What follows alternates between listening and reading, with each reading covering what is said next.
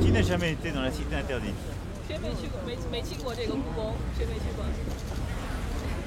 Alors, on va partager ça.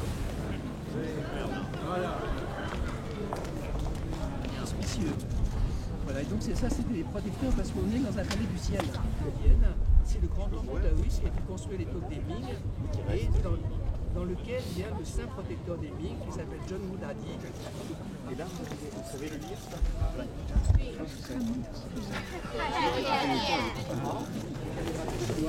Il a construit un pavillon spécial qui s'appelle le pavillon. Au revoir les enfants. Merci beaucoup. Hein. Super. Avec d'autres Magnifique. Parce que la France est un pays d'inventeurs, d'innovateurs.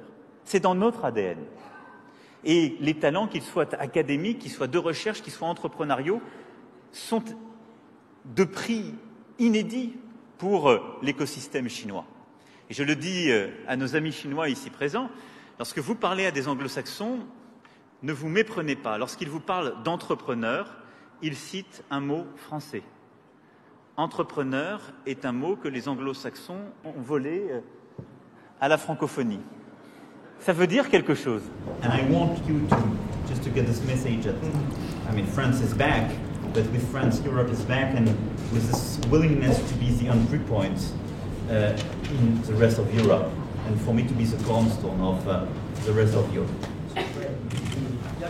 Very, very meaningful.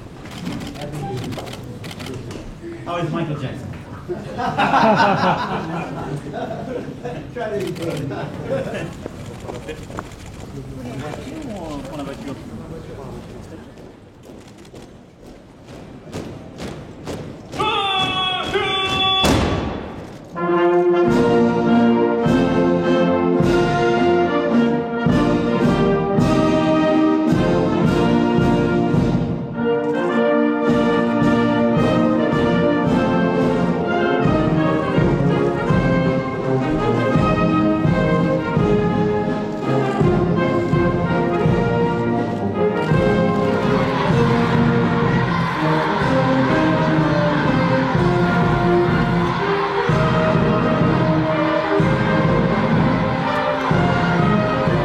Je tenais à remercier le président Xi Jinping, les autorités et le peuple chinois de leur accueil très chaleureux qui nous montre que nous étions attendus et qui, de Xi'an à Pékin, a accompagné ces journées de visite d'État.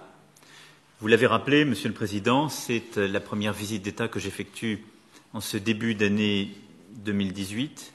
C'est la première visite d'État à l'égard de l'Europe que vous organisez depuis le 19e congrès, et c'est la première visite d'État aussi que j'effectue en Asie. Il y a des différences entre nous, qui sont liées à notre histoire, à nos philosophies profondes, à la nature de nos sociétés.